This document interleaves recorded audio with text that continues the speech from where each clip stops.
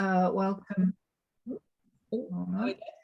Welcome everyone. Lovely to be with you this evening. Great to see so many people here and from all over the country. And I think I just caught sight of someone who said they were from Switzerland as well, which is fantastic. So I'm going to press on. I'm going to talk, I'll aim to talk for about kind of 40 minutes and allow plenty of time for questions. So I'm just going to share my screen with you. Just bear with me. Okay.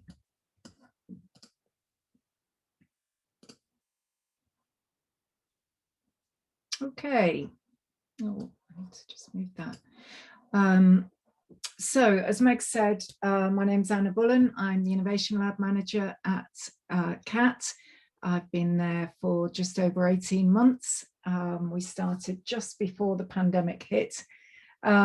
So a lot of our work has been online over the last 18 months. And I'm going to talk to you a little bit about some of the work we've been doing. As Meg said as well, I've been up in Glasgow at COP for the last week, so I'm a little bit jaded, so apologies now. I got back late on Sunday and was lecturing last night up on site, so my voice is a little bit croaky and my brain's a little bit frazzled, but we'll see how we get on. Anna, you're just on presenter view. I wonder if you I'm sorry. Right. Okay, hold on a minute. Right. What have I done wrong there then? Okay, let me try again. Sorry, everyone.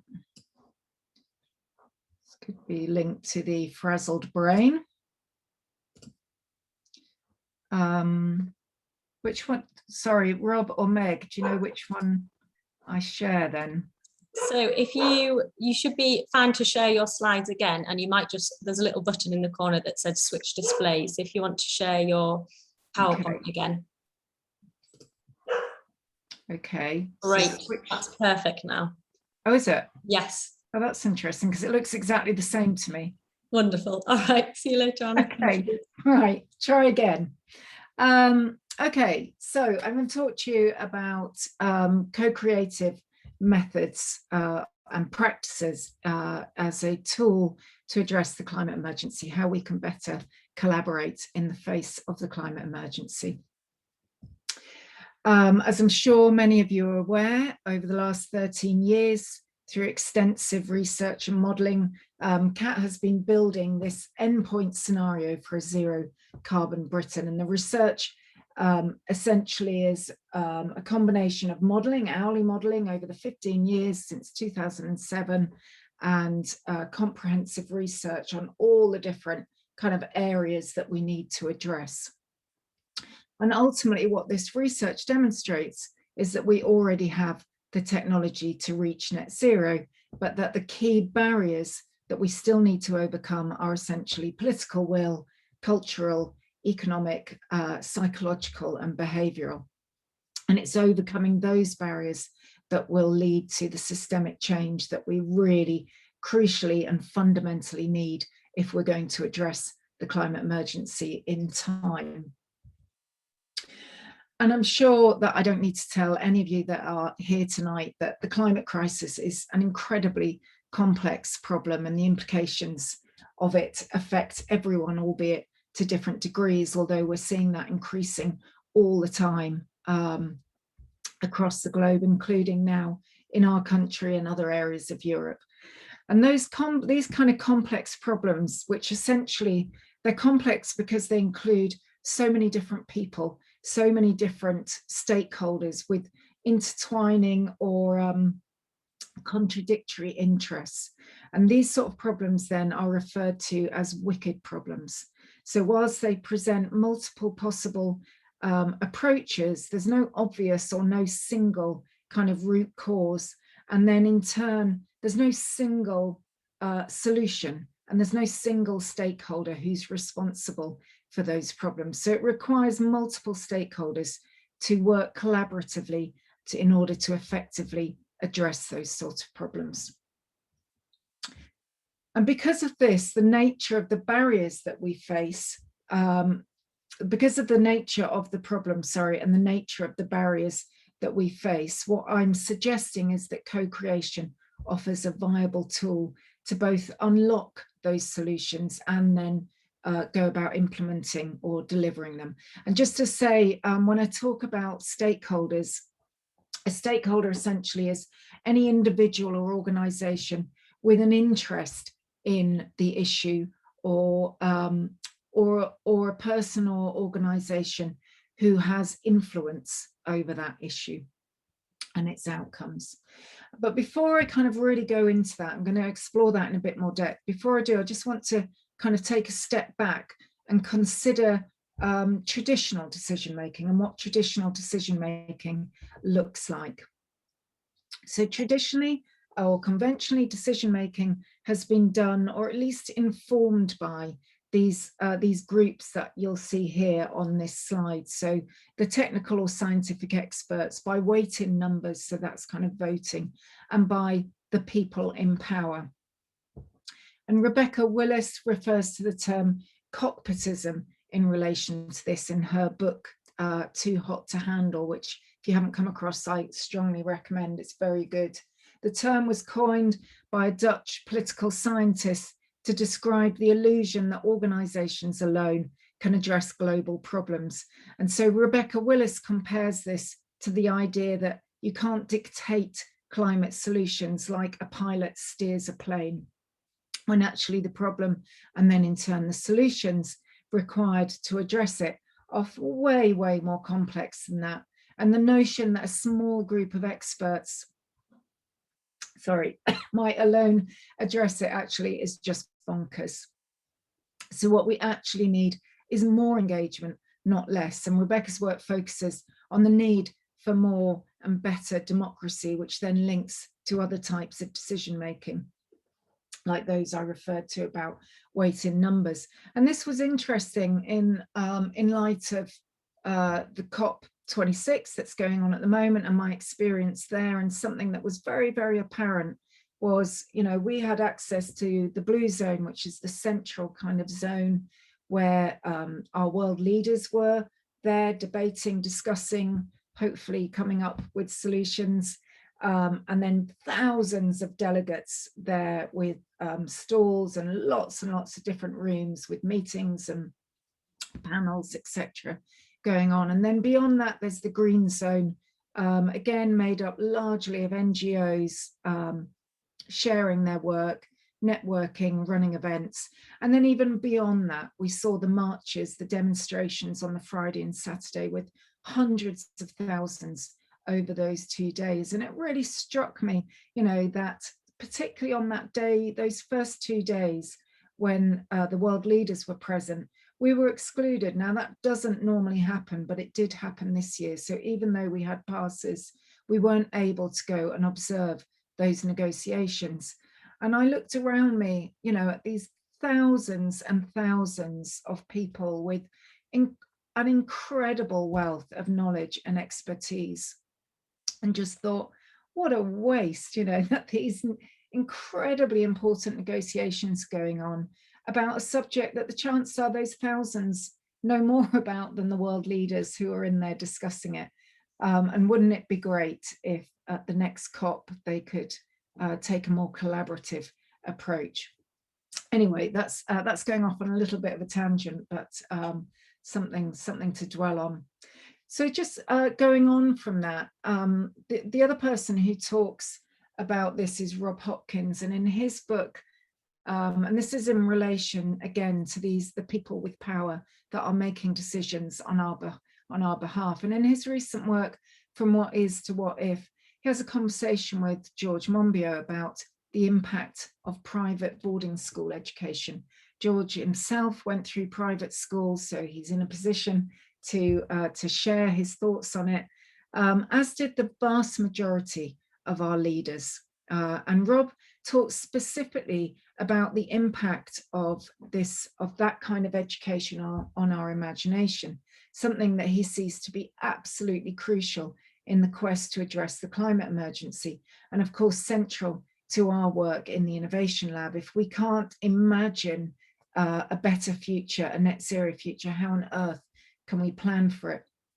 Anyway, George Monbiot says in his interview with Rob Hopkins, you come out of that system really not understanding how the other 93% of people live and work and struggle. And this is why you have people who have been through that system arguing that there's no such thing as poverty in this country. So if we accept that the climate crisis is a wicked problem that requires multiple stakeholders to find the solutions, leaving it to the experts and those in power alone is essentially arguably a recipe for disaster. And if addressing the climate crisis relies on significant changes in behaviour across society, which we know it does, then we need people to engage in that process. You know, we are all experts in our own right. We are all experts of our own lives, and the only way that we're going to get them to engage with the climate crisis is by engaging them in the discussion, listening to them both about how the issue impacts them and how then in turn we should address it. And that means we need to provide the right structures for this to happen. And of course, consultation is not a new notion. It's been going on for a long time. But of course, there's a huge spectrum in terms of quality and effectiveness of consultation. And I'm just going to talk to you quickly about that here. So this is a spectrum of engagement that I designed, came up with a few years ago. I didn't design, it's not my concept. It's based on the Einstein ladder of citizen participation that was developed back, I think it was in the 60s. But kind of drawing on my experience of stakeholder engagement over the last 25, 30 years, I've kind of come up with this chart.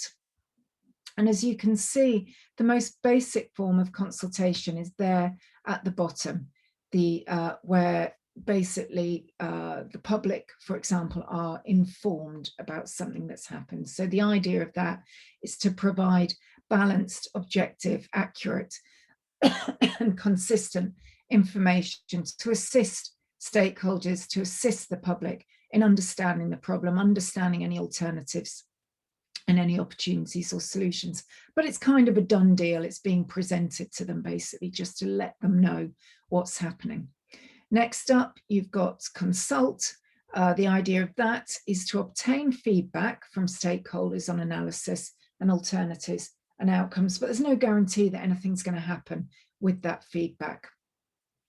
Beyond that, I've got involve. That means to work directly with stakeholders throughout the process to ensure that their concerns and needs are consistently understood and considered. So a bit more in-depth engagement, still no absolute guarantee that, you know, what's shared will inform the final outcomes, but it should be considered at least. Moving up, we've got collaborate. So that essentially means to partner with the stakeholders, including the development of the alternatives, making decisions and identification of preferred solution. And then finally at the top, we've got co-creation. And this is where you place final decision-making in the hands of the stakeholders. The stakeholders are basically, they're enabled, they're equipped to actively contribute to the achievement of the outcomes. And you can see I've kind of, down those second and third columns, I've put an idea of likely outcomes in terms of stakeholder perception and the actual project outcomes. Now, what I would say is, although it appears that I'm kind of saying co-create is the only way, that's not, I'm not actually suggesting that. It's the ideal, but very often a process calls for a mix of those methods. And I'll talk a little bit more about that in a minute. But just quickly, these are some of the types of methods that you might see being used. So the inform is your really basic, you might receive a fact sheet, or you might be directed to social media sites and websites. to find the information. Consult, you might be invited to a public meeting where they present a project or strategy proposal or something. Involve, we're starting to get a bit more interactive, so opinion gathering workshops and forums and things. And then on to collaborate, where you might actually see some facilitated workshops, focus groups and interviews, and this consensus building, so people starting to be more informed of the decisions that are being made and hopefully engaged in those decisions. And then finally, co-create, so where there's actually a dialogue with the decision makers through facilitated workshops. There might be a sharing of case studies, consensus decision making, capacity building, skills sharing and co-design, so much more interactive. So in terms of co-creation then, and actually kind of what do we mean by co-creation? Well, essentially it's a form of open participatory policy or strategy development where those implicated by the outcome are directly involved in its creation. It's not new, it's been around for years. It was very popular, became very popularized in through marketing, actually, particularly developing products. The classic was focus groups with housewives to explore potential new products to make their domestic lives easier and better. But so it draws on a range of perspectives. One of the key things about it is bringing these different perspectives together. So a range of perspectives from different stakeholders that will inform the process and ultimately design whatever the product is. It might be a product, might be a plan, a climate action plan, it might be a government policy, it might be a local neighbourhood plan. But it's bringing everyone together and enabling them to co-design it. And so for the sake of what I'm talking about tonight, we'll assume we're talking, this is all in reference to the climate emergency, and so we'll think about this in terms of developing climate action plans. So we know that approximately 300 councils have now declared a climate emergency, but we know many of them are still struggling with how to develop an effective climate action plan. And I say effective because we know there's a big difference potentially between a climate action plan and an effective climate action plan. And given the emergency we're in, we really need those plans to be as effective and robust as possible. So co-creation focuses on the stakeholder experience and interactive relationships and allows for a more active involvement of those stakeholders, and then it blends those ideas in order to create new ideas and explore both the existing challenges and any potential solutions.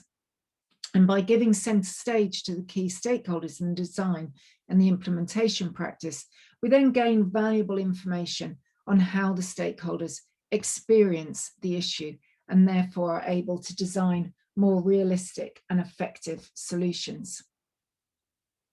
And I'm going to talk to you a bit about some of the methodologies that we use in the Innovation Lab. But I just want to quickly talk to you about this notion of design thinking. Design thinking is really at the centre, at the heart of an innovation lab and very key to co-creation. And essentially design thinking focuses on human beings from the outset. So instead of viewing those kind of wicked problems solely from an organisation's resource perspective or the systems perspective, we view them through an experience perspective. So how the problem is perceived or experienced by the stakeholders. So particularly relevant when you're talking about something like the impacts of climate change. And by creating empathy with the users, the design thinking then reframes the challenge in a way that enables participants to contribute to these shared solutions that we're co-developing. And this is really important when you're thinking particularly about a just transition to net zero, which is about so much more than just developing the solutions to address the physical climate emergency. So done properly, if it's done well, it's not an easy process. You absolutely need to ensure it's run by people that know what they're doing. that's given the time and the resources that's needed. And actually, funnily enough, that very often that's a criticism of it as a process. Oh, it takes too long, we haven't got time. And again, at COP last week, it struck me that this was COP 26. So this is 26 years that COP has been taking place. 26 years on, we still haven't resolved it.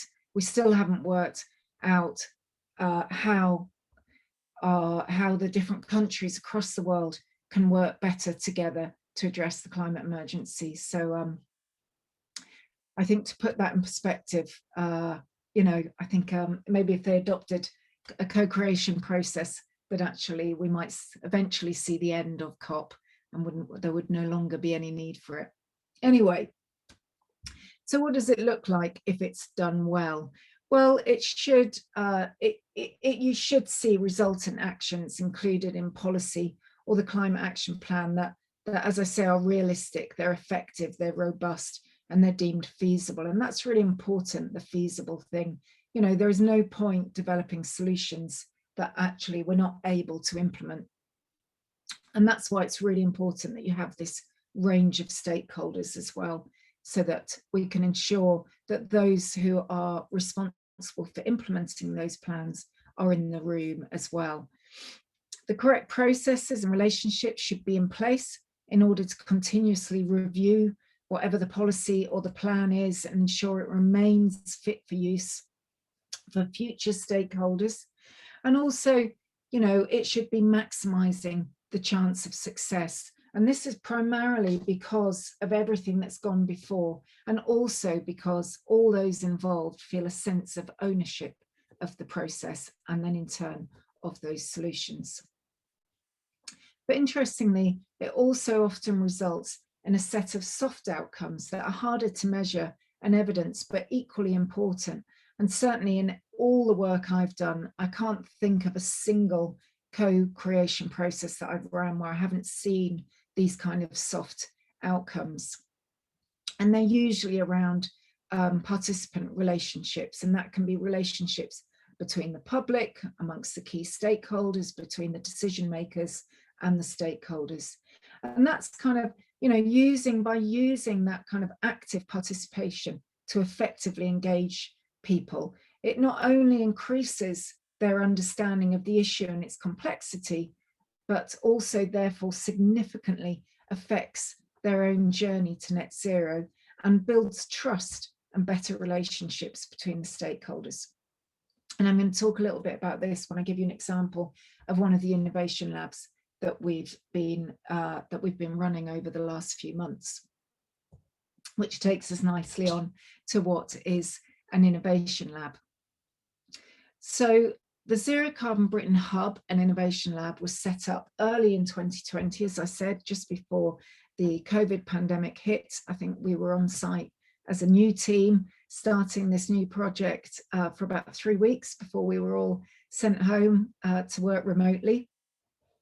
But the project came about thanks to a significant donation from the Moondance Foundation. And basically it exists to support governments, councils, communities, organisations to act on the climate emergency by reducing their carbon emissions and increasing their resilience to the climate emergency. And it's delivered through 3 key kind of tools, methods. One is our training. So as I'm sure a lot of you are aware, we offer a huge range of training, but also our ZCB specific training, which now is being developed into a series of specialized themed courses. And we've also started delivering carbon literacy training. Then we've got the online resource hub that you can find on our website. And that's got a huge wealth of resources that we've pulled together from all over the country and world that we think are kind of the most beneficial. And there's a filter on there. So depending on whether you're an individual, an organisation or a council, and depending what you're looking for, you can best access those resources. And then finally, there's the Innovation Lab. And the Innovation Lab, the overarching aim of the Innovation Lab is to identify and explore and find solutions to the key barriers to net zero. So Innovation Labs, essentially, this is a social innovation lab. If you remember, I said at the beginning, you know, based on our research at CAT, we know we have the technological solutions but the key barriers are political, social, psychological, behavioural. So in light of that, this is a social innovation lab we're talking about, and it's essentially a form of collaborative problem solving, drawing on the insights and experience of key stakeholders in their broader sense. Remember, I also said, you know, we are all experts in our own right. But ideally, the participants are drawn from different sectors of society or an organisation. So it could be government, civil society, the business community, etc., and represent a variety of views and include those capable of implementing the solutions. So the participation and collaboration of those diverse stakeholders beyond traditional consultation, and as opposed to teams of experts and technocrats, as I showed you in that figure earlier on about decision making, represents that social nature of the labs. And often the greater the diversity, the greater the potential for innovation. So innovation labs, they're in their nature, they're experimental. So we are constantly experimenting. That means that we expect failure along the way, and we know that we will learn as much from failure as we do from success. They're also sense making, and this is where the design thinking comes in. So participants come together to understand what's happening and why, and to do so, you know, we really encourage them to let go of all preconceived ideas about a problem or an issue that exists and what they think might be the best solutions to them. And that not only builds this sense that change is necessary, but also creates an openness to kind of novel responses and approaches. And they're systemic. So the ideas and initiatives developed in social labs aspire to be systemic in their nature. And that means trying to come up with solutions that go beyond dealing with a part of the whole or symptoms of the whole, and actually address the root cause of why things aren't working in the first place. So this is an illustration of a typical innovation lab process as we're running them. Apologies, the text is quite small, and they actually don't always follow that kind of linear process with steps 1 to 6. It's quite an iterative process. You know, we might go back and forth between those different stages depending on what outcomes we find. So, but broadly, we're aiming to develop a goal together. What are we trying to achieve together in this innovation lab? What are the current barriers in the system that are stopping us getting to that goal? How might we overcome those barriers? What are some, you know, there's a period of co-designing interventions and solutions, and then which are then prototyped. And the prototyping and evaluation might mean they come back. You know, we might come back to the lab to amend some of them. We might ditch them and kind of start on something else. And then once we're happy with those solutions, the idea is that we want to scale them up and roll them out across the country to other organisations. And so I'm going to tell you quickly about a lab that we've been running over the course of the last 10 months or so. We were approached by Keele University. We do quite a lot of work with Keele at CAT, and they in turn do a lot of work supporting their wider community across Staffordshire. And they wanted us to work with the 10 key councils across Staffordshire to facilitate a co-creative process in order to improve their understanding of the principles of zero carbon Britain. This is the council's understanding.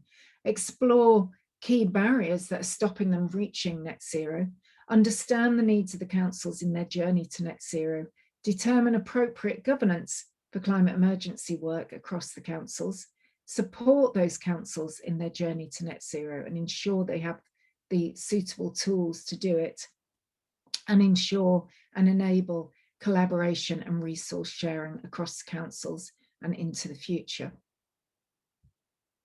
So we came up with a goal together, which was to work better together to address the climate and ecological crisis. And these are the councils we work with, 10 councils, ranging from the county council through to city, borough, district councils across the whole county. So these are the 10 kind of top tier councils. The county sits at the top. So this process didn't include parish and town councils, but we had about 32 participants from those councils. They varied from project officers, climate change officers, through to CEOs and elected members. So a really good mix, which was great. It meant we have the different levels of decision making across the council structures. And we started the process with a survey in order to get some baseline information. If you remember, that was one of the methods quite far down the spectrum that I showed you of engagement. But this is a time where, as I said, very often you'll use a range of methods. And for us, it was really valuable to collect baseline information about those councils. So we asked all 10 councils where they were up to on their journey to net zero. Now, at the time of responding, only 9 had responded.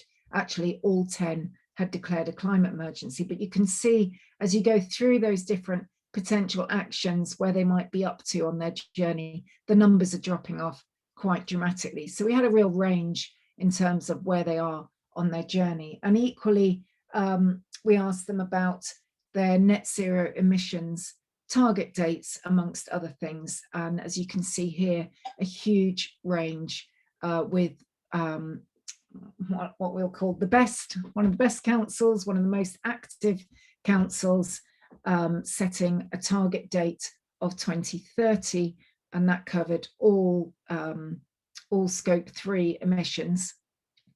And the worst, the least active, having a target date of 2050 just for the council's emissions. That was actually the county council, and we understand they have now addressed that.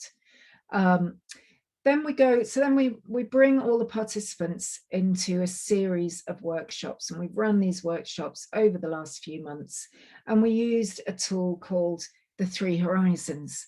For those of you not familiar with this method, it's a really simple but very intuitive tool for thinking about the future. So it helps groups explore systemic patterns to identify which of the dominant patterns are no longer fit for purpose, and how the emerging trends can shape the future, and what visionary action is needed to collectively move us towards a viable future.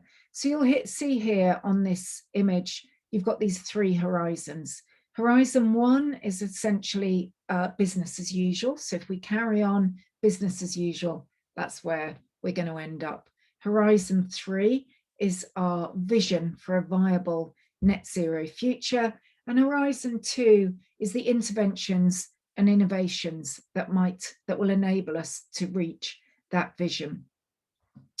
Just out of interest, this text down the side is what we used as a kind of set of criteria, almost just to support the participants in exploring those different horizons. And I'll show you the mapping out of those horizons in a minute. But what we got them to do is this Horizon 1, we got them to think about what are all the barriers currently in the current system that are stopping you from achieving your goal. And we got them to think about those barriers in relation to social, technological, environmental, economic, political. Also in relation to communication and collaboration, because collaboration was ultimately what they were trying to achieve, was how they could work better together. And then also in terms of values and mindsets, and that's a really crucial one, and I'll touch on that in a minute as I go through the analysis that we did. So we're doing all this online. We use a software tool called Mural, which basically allows us to use digital sticky notes and stick them all over this template. So they worked in groups. You'll see all those pink sticky notes, post-it notes, are the barriers that we've started to group into themes. The green ones is their vision. What would Staffordshire look like at net zero? And the blue notes are the interventions, the potential interventions. So we end up with hundreds and hundreds of ideas, a real understanding of the existing system and what's stopping them getting there, where they'd like to be, and some fantastic ideas for interventions of how they might get there. But there were literally hundreds of ideas, and we need to sort those. So there's a process of sorting into themes initially, and then thinking about them in terms of leverage points. So ultimately, we want to have the best leverage, the best impact, the most effective solutions. And so we map our those ideas onto this kind of lever that you can see here. And if you think about the lever literally as a lever does, those actions at the higher end, the right end, are going to have more impact, whereas the ones at the lower end will have less impact on the system. And that doesn't mean, by the way, that they're not valuable. Very often what we see at that lower end is possibly the low-hanging fruit, the kind of the easier actions and interventions to put into place that might not have the desired long-term impact. But for a council, say, that can be quite valuable just in terms of demonstrating that they are, they are doing something. Whereas up at the other end, you've got these often trickier interventions that might take longer, might be more costly, but ultimately will be more effective. And so we mapped all those post-its once they were themed and grouped onto that lever.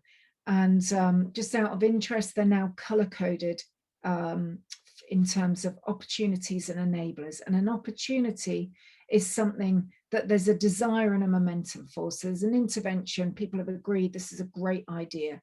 An enabler is something that can make that opportunity happen. So it might be a pot of funding that's been identified. And broadly, kind of very broadly, in terms of what we've got here, obviously you can't see what's on those post-it notes, but most of the kind of infrastructure interventions are down at that left-hand end. That middle section is a lot about information flows or lack of information flows and communication across councils and across the wider community. And then the right-hand end is very much about beliefs, mindsets, values. And that, as I say, is where you get the biggest change and the most systemic change.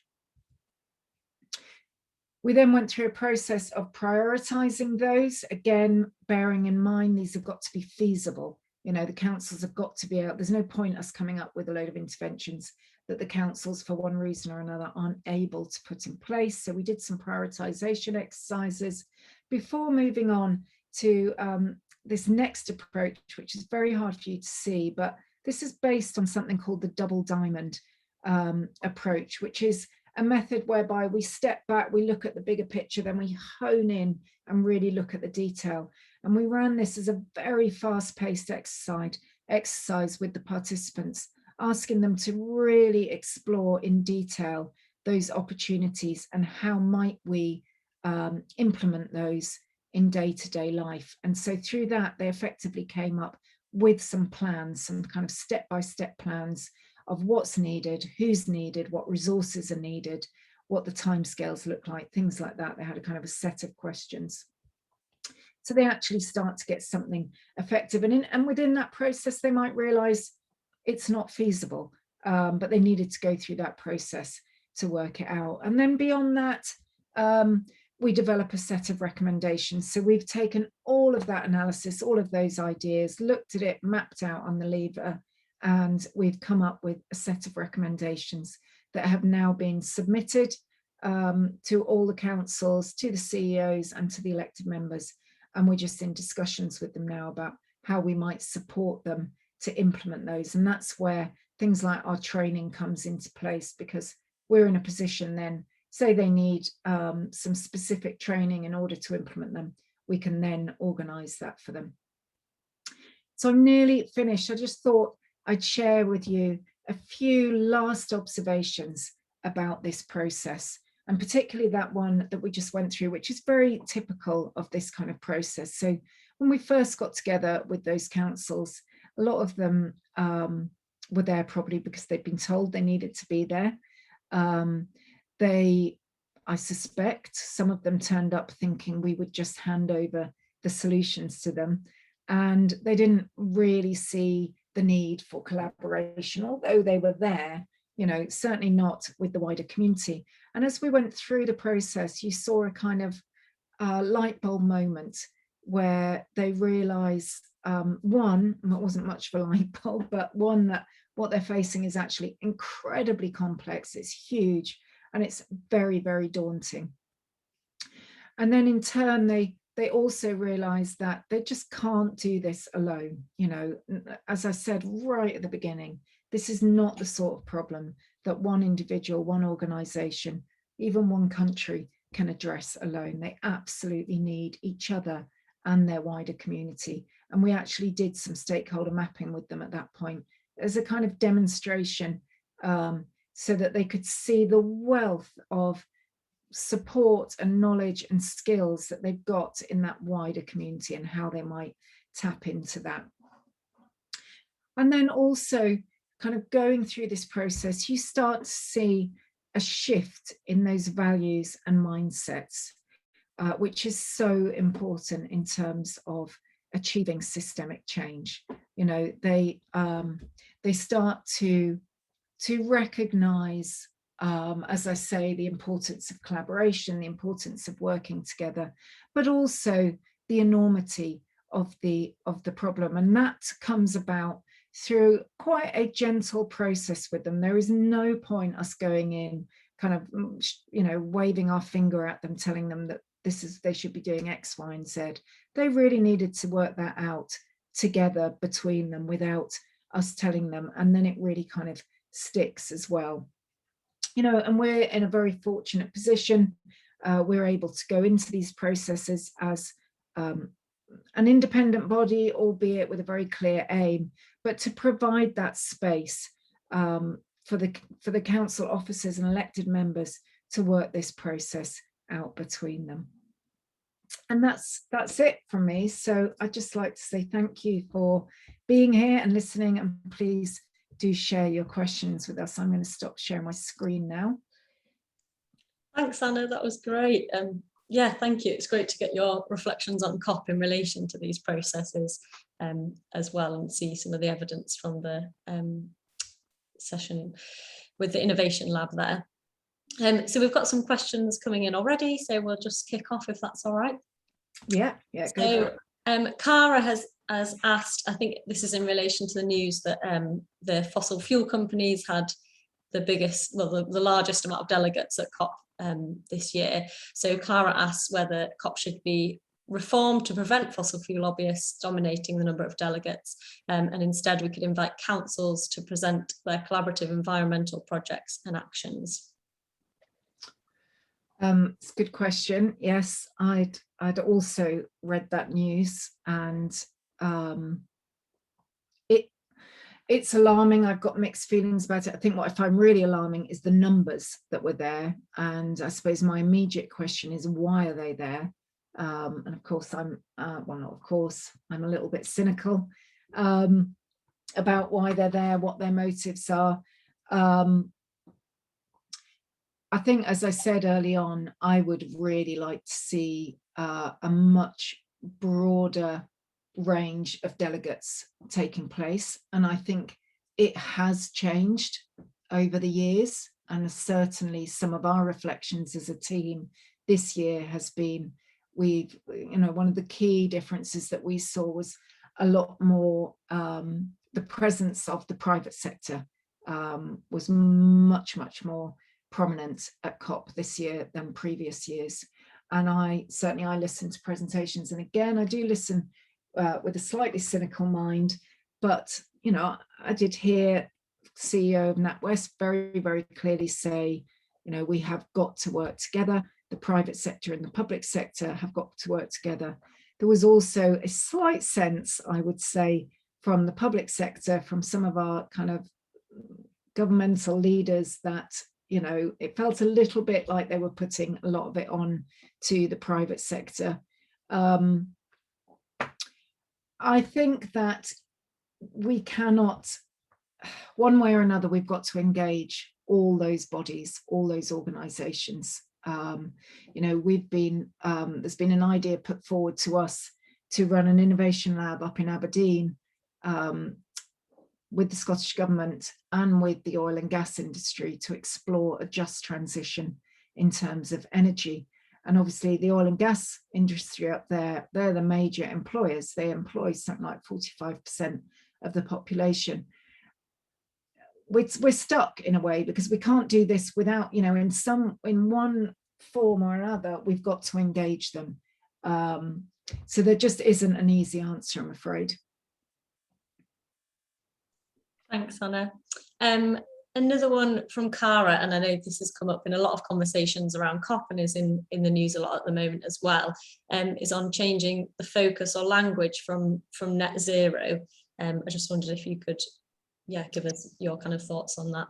Yeah, that's, again, this is something we've been talking about a lot. I'm now wishing I'd read my colleague's blog that he's just written about this, and I hadn't had a chance.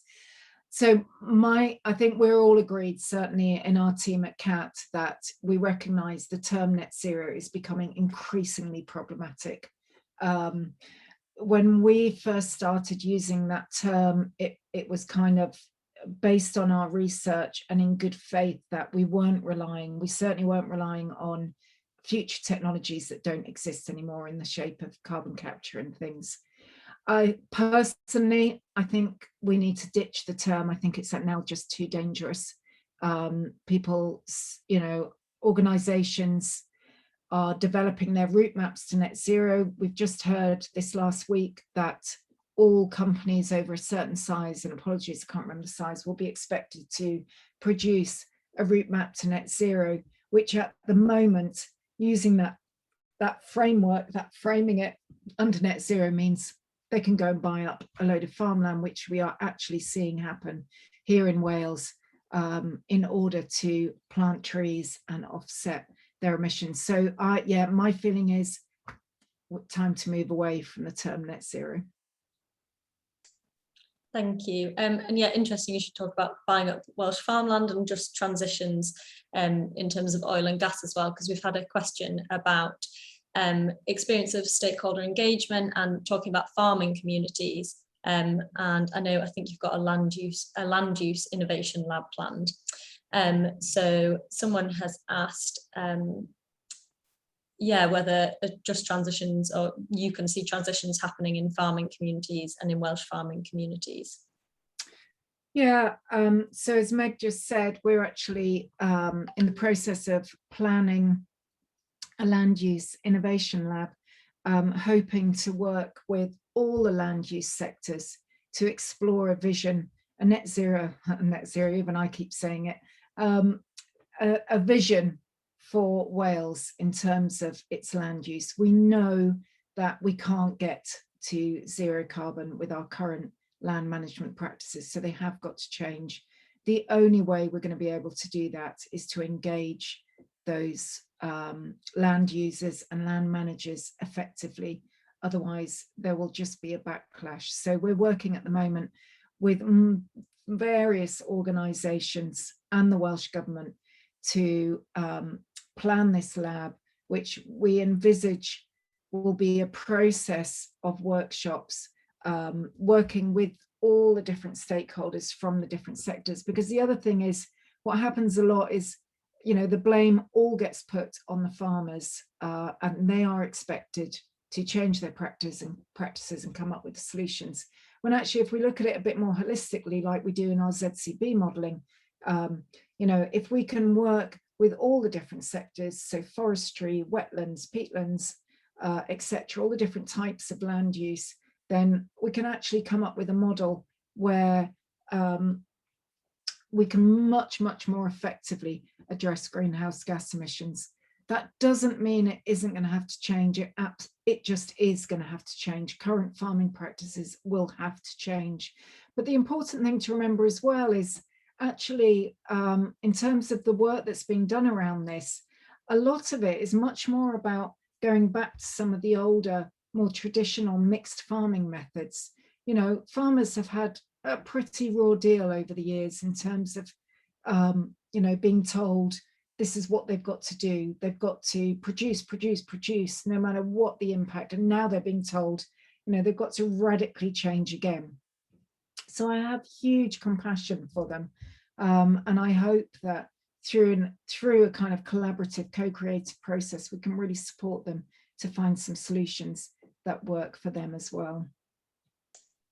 Thank you. The next question is from Hilary, and this one is about, well, Hilary's saying they work in an organisation that's sceptical of the need to get involved with this, but the team could be on board with the idea of co-creation. Hilary's asking if just a few people can have an effect on a large organisation if the large organisation don't want to take on the process. Yeah, I think they absolutely can.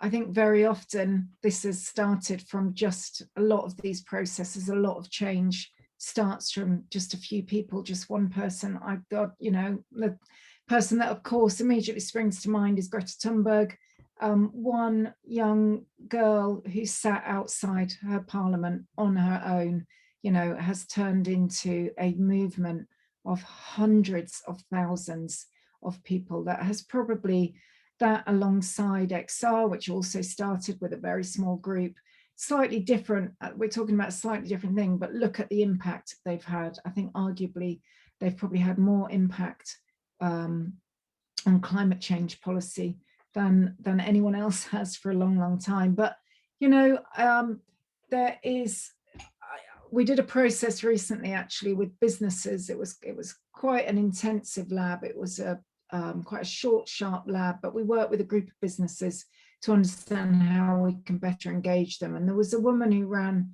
a small business with just a few people, and she said at the beginning, I just don't feel I can do anything because it's just me. And by the end, she said, I really see I can make a change. And we can all make that change. And actually, again, there was a panel that I sat on at COP with the Welsh Government about distributed leadership.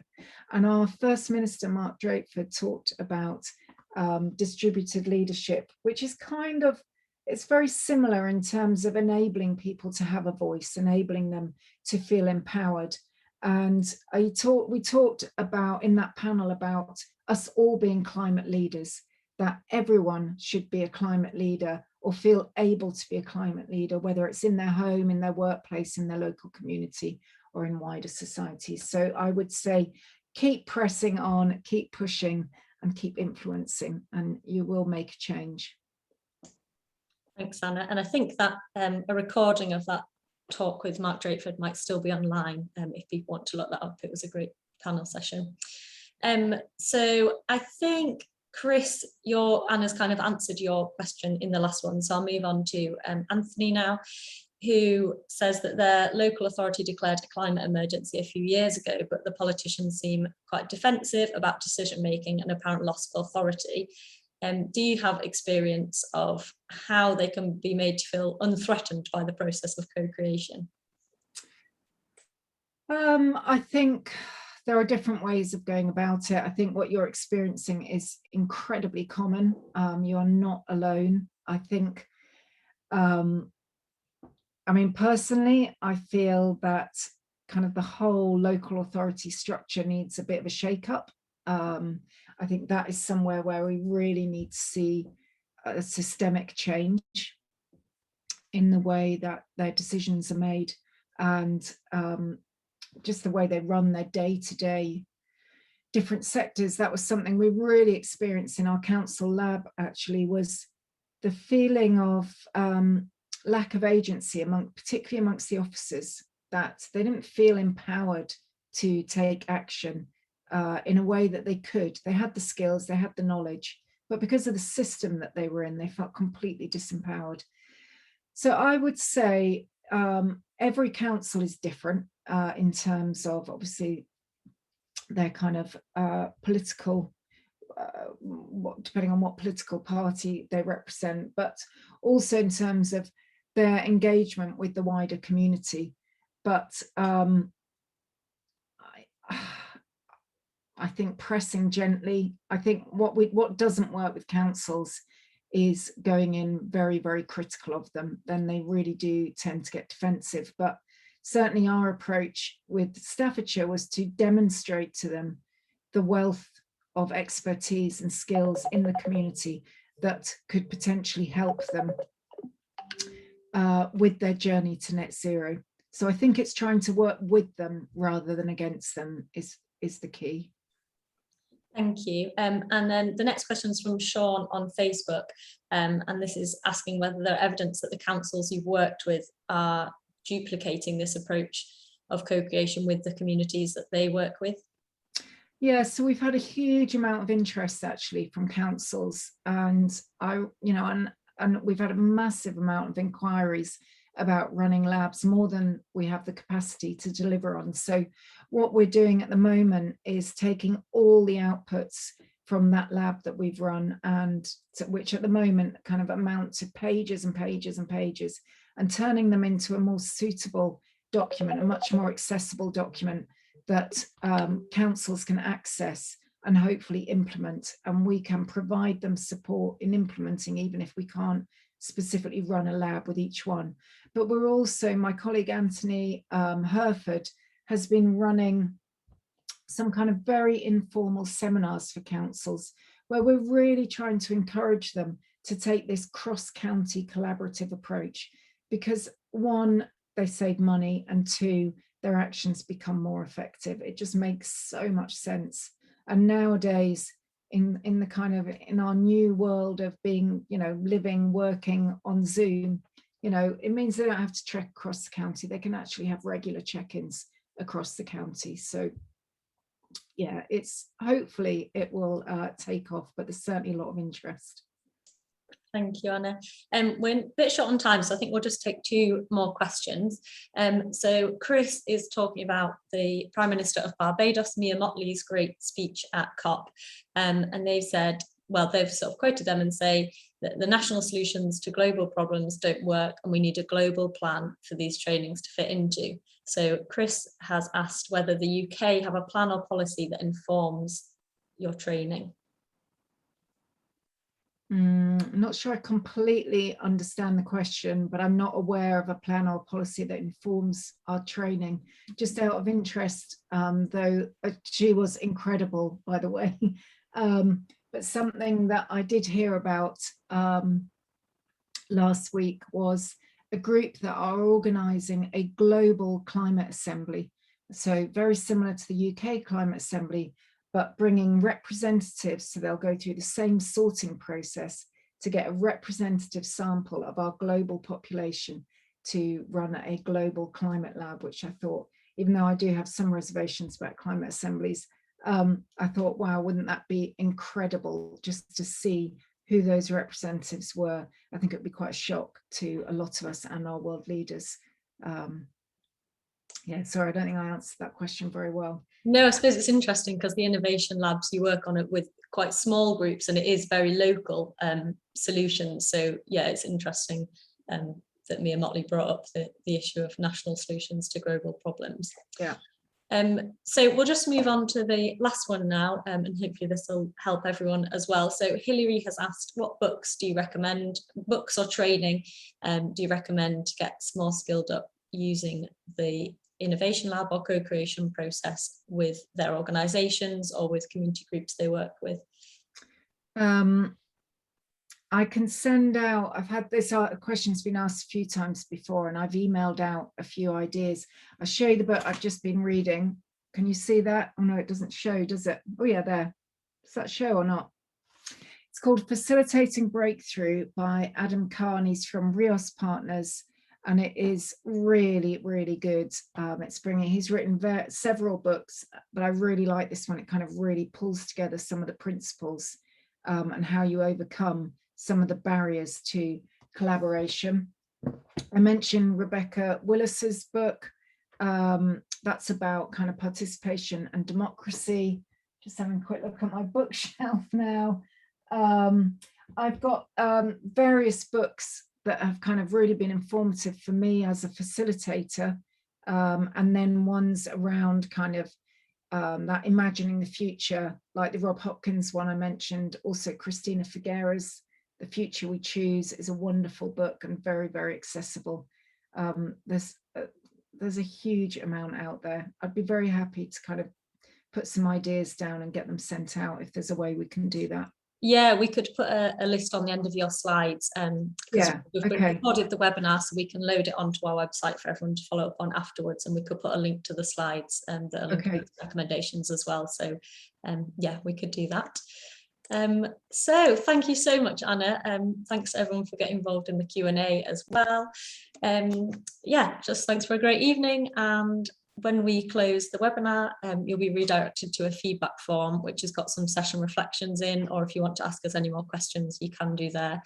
And there's just a bit more information about our postgraduate courses on our website, and our Zero Carbon Britain training, which Anna is part of the team.